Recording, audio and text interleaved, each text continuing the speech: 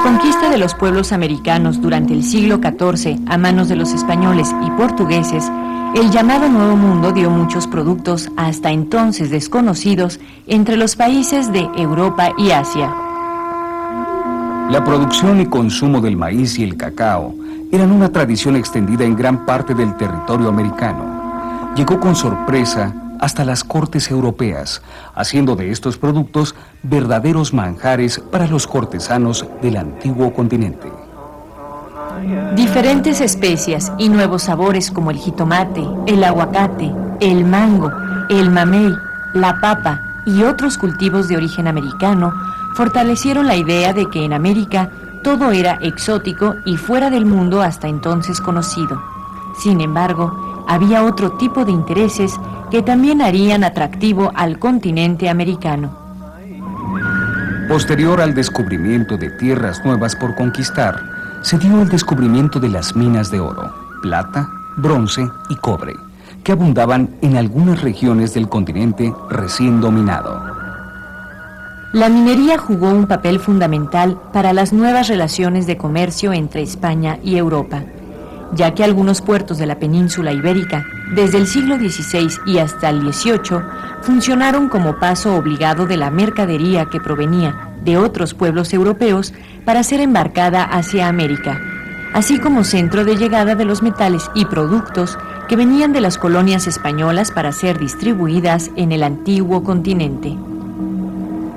El auge de la minería en América se inicia con el descubrimiento de ricos yacimientos en el año de 1545 y alcanza su punto más productivo en la década de 1570 hasta los primeros años del siguiente siglo, es decir, el siglo XVII.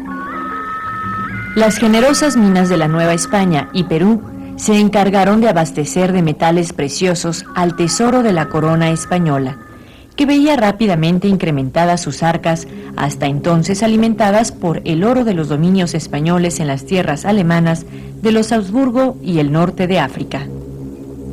Así, durante más de 2 siglos, los tesoros de las tierras conquistadas, aunada al dominio comercial de España, formaron en Europa una imagen casi inagotable de la riqueza descubierta en tierras americanas.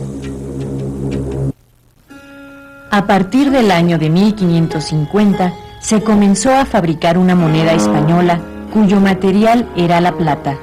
Esta misma recibió el nombre de ducado.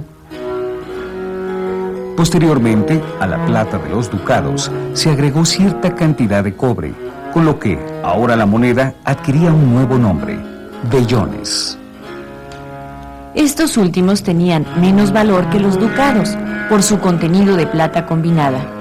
De esta forma se establecía el valor de la plata pura como superior hasta que hicieron su aparición los escudos. El escudo fue la moneda que puso en evidencia la riqueza del Imperio Español demostrada en una pieza de oro. Los escudos desplazaron a los ducados precisamente por su mayor valor en metal precioso.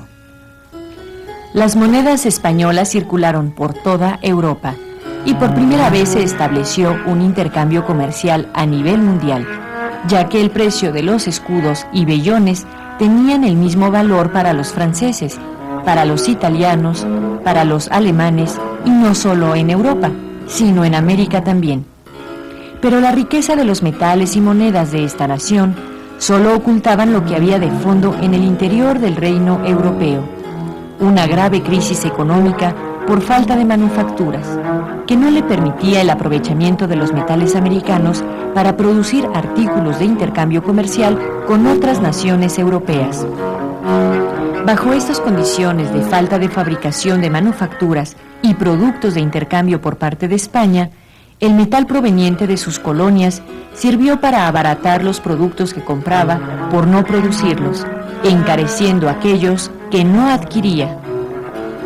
Este fenómeno de encarecimiento y abaratamiento propició una crisis económica en la península ibérica y la especulación de otras naciones sobre la corona española. A pesar de la crisis interna, de la falta de manufactura de productos y por lo tanto, de la desventaja comercial de la corona ante otras naciones en el viejo continente, con la riqueza de las minas de las colonias en América, España tuvo la posibilidad de reconquistar territorios perdidos en las anteriores guerras contra los moros.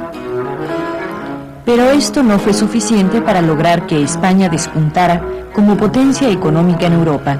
Si bien es cierto que el oro de sus monedas llegó a unificar la economía de Europa entera, la falta de una industria de manufactura propia, además de la división interna del reino, en regiones que se rebelaban contra la corona, como lo fueron Castilla y Aragón, hacían mella en sus condiciones sociales, económicas y políticas.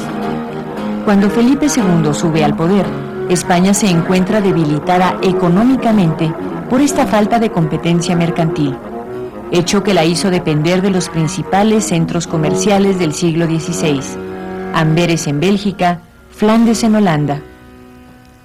Aunada a esta problemática interna, la codicia de Inglaterra le causó grandes pérdidas a la corona española, entre las que se encuentra la derrota de su armada invencible con la que comenzaba a escribirse la caída de España.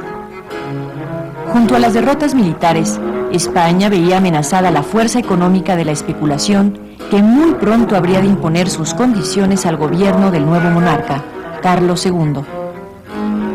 Fernando Brodel, en su libro El mar Mediterráneo en la época de Felipe II, nos menciona: antes de los viajes al Perú, se podía guardar mucha riqueza en poco espacio, pero ahora su misma abundancia ha abaratado al oro y la plata. Se precisan enormes cofres para transportar los que antaño se podía haber llevado envuelto en una pieza de tela.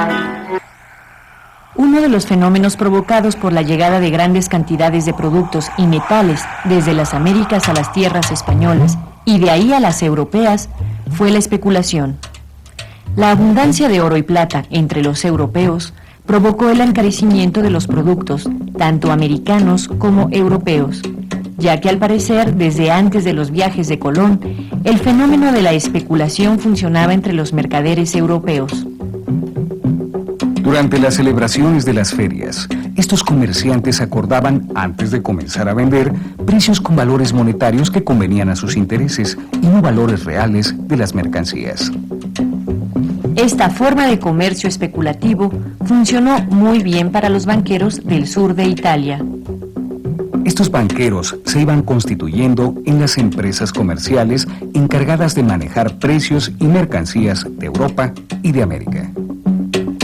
Su poder haría que la corona española se endeudara con préstamos, tratando de aprovechar las minas de sus colonias americanas sin fabricar productos internamente y sin poder competir en el mercado europeo.